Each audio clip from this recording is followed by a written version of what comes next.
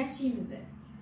Masalan, ildiz ya'ni ruhiy olamimizni hali bola tug'ib, bola tarbiyalashga yetilmagan bo'lsa, bizni detskiy понятка bo'lsak yoki вообще shu mas'uliyatni olishga ichki dunyoyimiz tayyor bo'lmasa, bu yerda nima bo'ladi?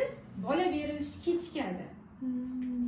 Yoki mana ko'pchilik hozir boylikni yaxshi ko'radi, boy hayotda yashashni yaxshi ko'radi. Agar bizning ichki olamimiz o'sha boylikni ko'tarishga tayyor bo'lmasa, bizga boylik berilmaydi.